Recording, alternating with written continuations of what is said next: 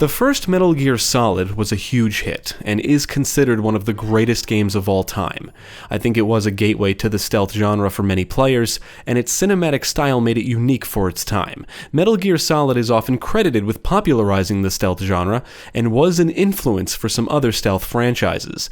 The game did spawn a sequel, Metal Gear Solid 2, and its showing at E3 in 2000 was apparently so impressive that it became one of the most anticipated games for the PlayStation 2 in 2001. And the trailer shown at E3 was distributed on DVD exclusively in Japan. Developed by Konami Computer Entertainment Japan and published by Konami, Metal Gear Solid 2 Sons of Liberty was released for PlayStation 2 in November 2001. An expanded edition titled Metal Gear Solid 2 Substance was released the following year for PlayStation 2, Xbox, and PC.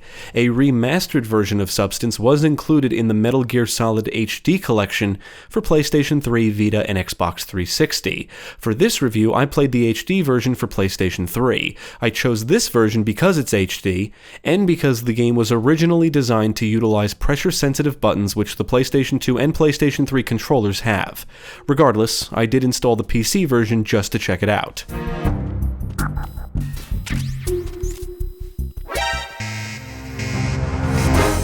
As you can probably guess, I did consult the game's PC Gaming Wiki page before installing, and learned that the original retail version has compatibility issues with many video cards. A lot of the issues were fixed in the GOG release, but unfortunately, as of this review, the GOG release has been delisted. I was lucky enough to buy it before it was taken down, so that's the version I installed, and it does seem to run fine in my experience. I would recommend installing MGS25's fix. I don't know if it's 5 or V, but I'm going with 5, MGS25's fix, which comes with numerous fixes and supports Xbox 360 and DualShock 4 controllers. This review will contain some spoilers, so if you're sensitive to spoilers, now is the time to stop watching. You have been warned. Now let's take a look at Metal Gear Solid 2 and see what it's all about.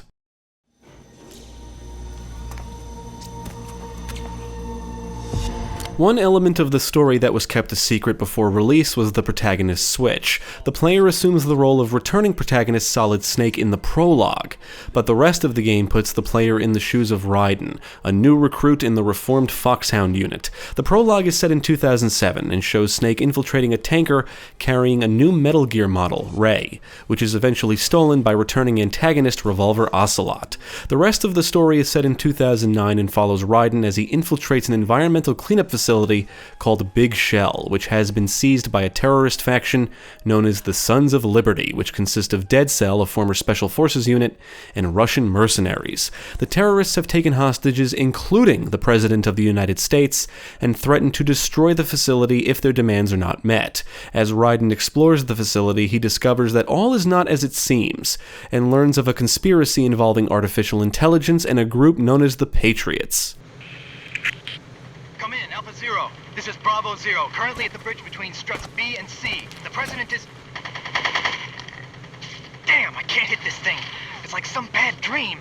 Alpha, anyone, come in, all Alpha. This is Bravo Zero. Aren't you going to answer him? Now, the plot does become a bit of a mindfuck as you approach the end, but overall I thought it was pretty good. A little bizarre at times, but good. Metal Gear Solid 2 is another showcase for a cinematic-style presentation, undoubtedly due to series creator Hideo Kojima and his passion for cinema. This is another game with a lot of exposition dumps, long interactions and cutscenes, and moments that break the fourth wall. For the most part, the cutscenes are well directed and edited, making for an entertaining watch, but I cannot say I care for the frequent use of the motion blur effect. I also don't care for some of the scene changes during certain moments. For example, a dramatic moment will come up and then the game switches to a camera showing the outside of the facility as you hear the characters interacting. Arsenal, if I followed in your footsteps, I could be closer. I just wanted you to look at me. One thing I found a little odd is how characters will often switch from speaking face-to-face to speaking via the codec, with the explanation that it's more secure, despite the fact they still appear to be speaking out loud. Not only that, the game will switch between speaking via the codec and face-to-face, sometimes multiple times during an interaction. Now, before series fans jump down my throat, I did do a little research, and apparently the theory is the codec allows the users to talk silently somehow. But in the end, some of these interactions seem like the developers just did not want to or could not animate them. Since most of the cutscenes are well directed and animated, the random shots of scenery at pivotal moments and characters bouncing between face-to-face and codec interactions noticeably stand out and sometimes feel out of place. We only wanted to be loved. We were always waiting for somebody. The plot touches on many themes, including social engineering, censorship, and existentialism, among others, and interestingly enough, in some ways, it did accurately predict the future. Needless to say, I found the plot compelling, entertaining, and very interesting, even if things do get a bit convoluted. The game does a good job fleshing out most of its major characters, but I cannot say I like Raiden as much as Snake. He does come across as an idiot at times. Characters will often go on rants and tangents, dumping information and drama, sometimes seemingly at random, and very little of what is conveyed is actually subtle. Almost everything, including the more dramatic elements like what a character is feeling, is explained in great detail, and I found this does make some interactions come across as overly dramatic and unintentionally humorous and silly. Told you what? That I'm a killer and always have been? No! What I hate more than anything else in the world is my own past. I didn't want you or anyone to know about it. Substance is the expanded version of Metal Gear Solid 2. This means it comes with additional content, including the missions mode and the unlockable boss survival mode, casting theater, and European extreme difficulty. But the skateboarding minigame exclusive to the PS2 version was omitted. It also comes with Snake Tales, a set of missions that follow Solid Snake. According to my research, these are the result of the negative reception towards Raiden. Unfortunately, they are not of the same production value as the main plot. They don't feature cutscenes or new voice work, and some feel more like a rehash of events from the main story, but with Snake instead of Raiden as the protagonist.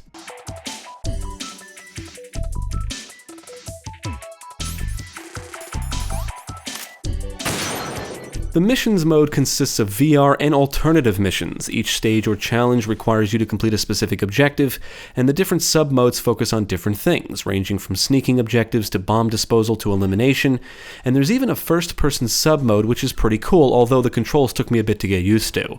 You can play as Snake or Raiden and try for record scores and times in the many challenges this mode has to offer. Much like the VR missions from the first game, these can get repetitive after a while, but there is quite a bit of content here. Metal Gear Solid 2 is a stealth game, but you can shoot your way through areas if you so desire. Overall, I think the gameplay is an improvement over its predecessor, but the controls are cumbersome. Some buttons do multiple things, and I would often fumble around the controller, especially in the beginning. Both Snake and Raiden control the same and can perform the same actions, albeit with some different animations. Metal Gear Solid 2 does introduce a lot of improvements and cool new features. You can climb onto things, aim and shoot in the first-person view, manually lock onto targets, peek around corners, jump out from cover to shoot, hide in lockers, and even hide bodies in lockers. One of my favorite new features is holding up enemies. To do this, you must sneak up on a foe and aim your gun at him to make him put his hands up. The enemy may shake out a dog tag that acts as a form of collectible, but some foes aren't so eager to give them up, so you might have to threaten them. You can also shake items out of bodies, but I don't like how the game handles it. You have to pick up the body and drop them, sometimes repeatedly, to get the items. It's just a little tedious. Much like the first game, there's a lot to unlock here, and beating it with a certain amount of dog tags will unlock different things.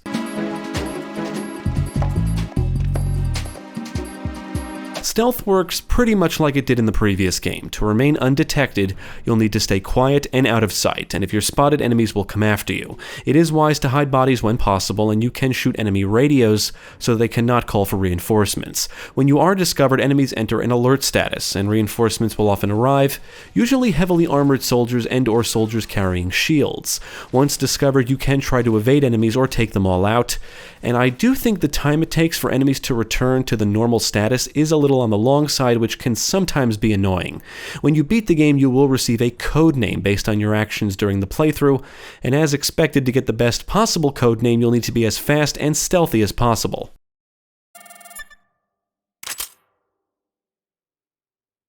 As mentioned before, the controls can be cumbersome, and I found myself inadvertently pressing the wrong button numerous times, which was frustrating. The inventory system still kind of sucks, but at least this time you don't need to switch between keycards to open doors. Once you have them, you can simply walk through their associated doors. Now, the camera is something I disliked more and more the further I progressed. You'll get to view the action at different angles depending on where the protagonist is located, and you cannot rotate it around him, so oftentimes you cannot see around you at more ideal angles or a certain distance ahead of you unless you peek around a corner or look in first person, which requires stopping and possibly exposing yourself. Luckily, you can reference the radar to see if enemies are nearby, assuming it's available, not jammed or turned off. The radar is only visible to Raiden after he activates a node, and each area or section has its own node that you have to find. But until I found them, I would have to rely on the camera, peeking, first person view, and the AP sensor to see my surroundings and detect nearby enemies. And honestly, I found sneaking around like this to be extremely frustrating after a while.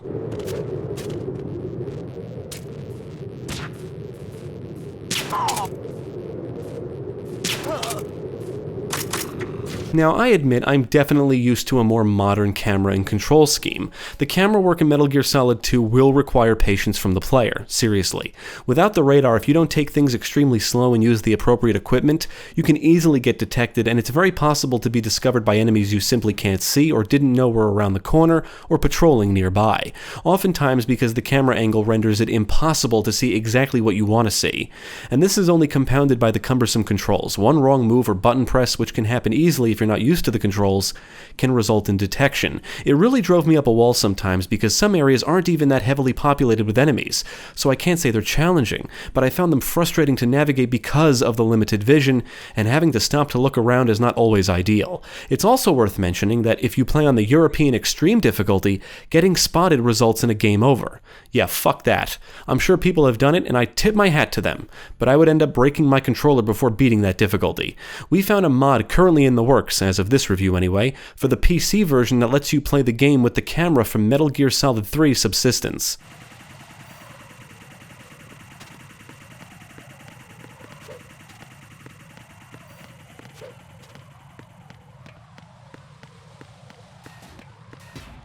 Now, despite my issues with the camera, I was able to deal with it and get the hang of things, and I admit that once I got used to the controls, Metal Gear Solid 2 was a joy to play for the most part.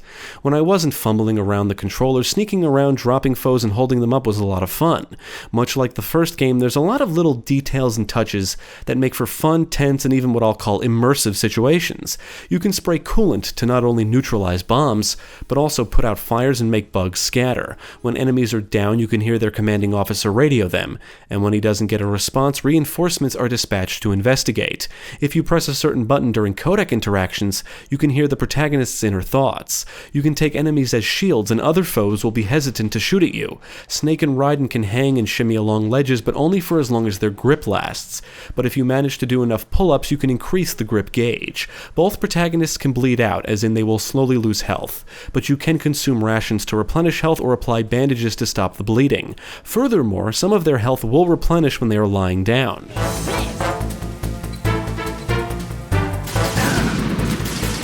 Snake and Raiden will get their hands on plenty of weapons and equipment to aid them during their missions. Much of the equipment will be familiar to series veterans, and all the items on offer allow for multiple ways to approach situations.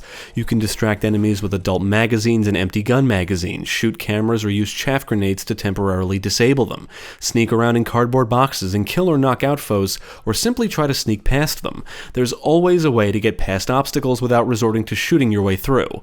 Sometimes the game does throw you into hostile situations, but for the most part, there's always ways to get through areas undetected. Reporting no problems in the 1v1. Be shelter of course.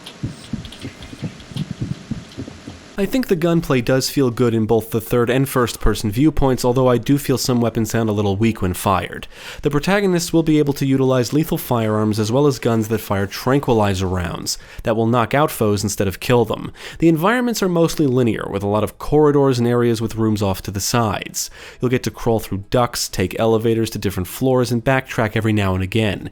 Exploration will lead you to items including weapons, equipment, ammo, and rations, and if you don't explore, you may miss certain things that can prove to be helpful. Enemy soldiers are the primary threats you'll face and will often be found patrolling the numerous areas, but you will also have to be mindful of cameras, lasers, claymores, and ciphers, which are UAVs that fly around.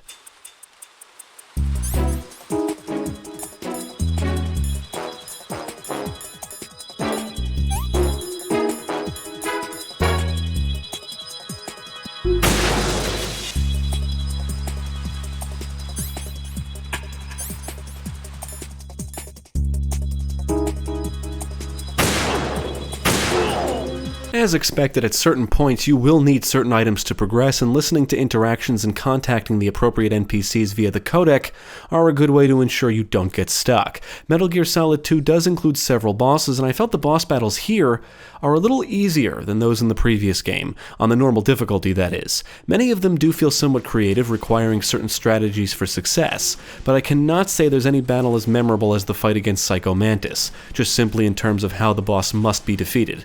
But I did enjoy most of the battles here. The only one I didn't care for is the fight against Vamp. If you don't figure out the proper strategy or most efficient methods, the fight will just drag on.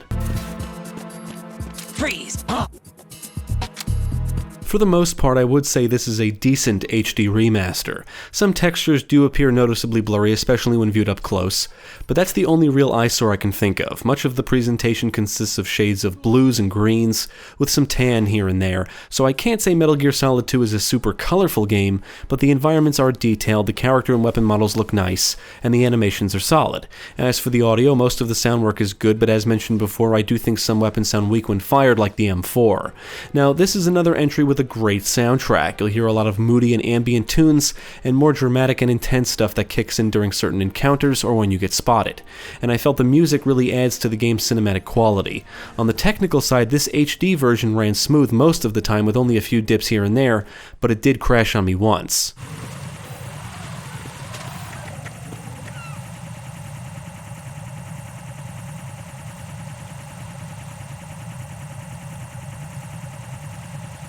Ultimately, I enjoyed Metal Gear Solid 2 more than the previous games. Despite the cumbersome controls and my issues with the camera, I think it's the best game in the series up to this point. This is definitely one of the more interesting plots I've ever experienced in a video game. I did find some aspects of the story to be bizarre, some elements seem overly dramatic to the point they come across as humorous, and I cannot say Raiden is my favorite protagonist, but overall I was impressed with the plot and writing. It actually made me think, and there's a lot of memorable characters here, along with many quotable lines.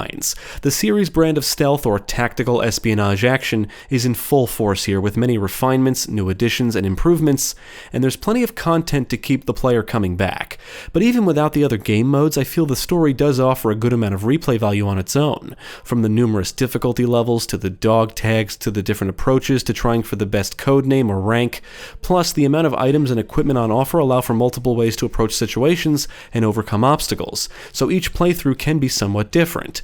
It's also the kind of game you can replay and find new stuff like Easter eggs and little details that you may have missed the first time around. Infiltrate the enemy fortress, outer heaven. Destroy the final weapon, Metal Gear. I would absolutely recommend Metal Gear Solid 2. It's a great title in the Metal Gear franchise, and I would even say it was ahead of its time in many respects. The story is compelling, the gameplay is fun, and everything that gives these games their unique charm can be found here, including numerous fourth wall breaking moments and some interesting equipment. Definitely check it out.